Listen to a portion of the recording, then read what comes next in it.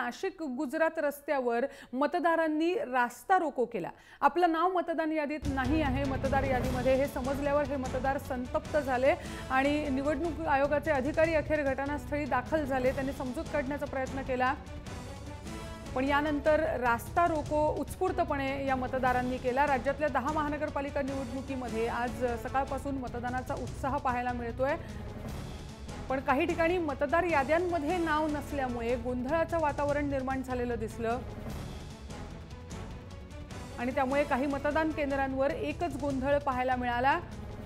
जसं नाशिकबद्दल आपण बोलतोय तसंच वांद्रे परिसरात देखील मतदार यादीत नाव नसलेल्यांची संख्या मोठी होती आणि त्यांना मतदानापासून वंचित राहावं लागलं।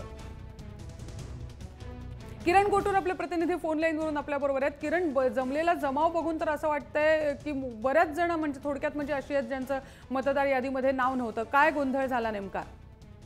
अगदी बरोबर आहे रुजुता। खरं तर सकाळपासूनच अनेक मतदारांचे नावं हे मतदार जी लिस्ट आहे त्या लिस्टमध्ये नाही आहेत, त्यामुळे सगळीकडेच नाशिकमध्ये गोंधळाची परिस्थिती आपल्याला पाहायला मिळतोय।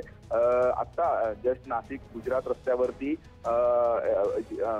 खरं तर मसरूळ भागामध्ये काही मतदारांनी रास्ता रोको आंदोलन केलेलं आहे। जवळपास 500 ते 700 नागरिकांच्या मतदार याद्यामध्ये नावं नाहीये, त्यामुळे संतप्त होऊन हे सगळे मतदार नाशिकच्या मसरूळ भागात नाशिक गुजरात महामार्गावरती रास्ता रोको आंदोलन केलेलं आहे। आता या सगळ्या रास्ता रोको आंदोलनामुळे पोलीस बंदोबस्त वाढवलेला आहे आणि त्याच पद्धतीने निवडणूक आयोगाचे काही अधिकारी देखील आता घटनास्थळी आलेले आहेत। या सगळ्या नागरिकांना समजवण्याचा प्रयत्न हे निवडणूक आयोगाचे खरं तर जे अधिकारी करत आहेत, पण नागरिक एकूणच संतप्त असल्याचं आपल्याला सध्या तरी नाशिकमध्ये जे आहे पाहायला मिळतं। बरोबर, पण थोडं सविस्तर सांगा किरण, किती वाजता या आंदोलनाला सुरुवात झाली आणि काय स्वरूप आहे याचं? नुकतंच खरं तर आंदोलन आताच झालेलं आहे।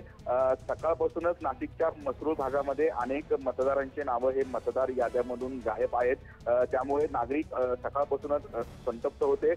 पण काही वेळापूर्वी निवडणूक आयोगाचे अधिकारी घटनास्थळी आले आणि ते सगळे अधिकारी मतदारांना समजवण्याचा प्रयत्न करत होते, पण मतदार जे आहेत समजून घेण्याच्या तयारीत नाही आहेत। खरं तर विधानसभेला आणि लोकसभेला आमचे नावं मतदार याद्यामध्ये होते, पण आता महापालिका निवडणुकीला हे कशा पद्धतीनं गायब झाले आणि का गायब झाले असा सवाल जो आहे मतदार करत आहे।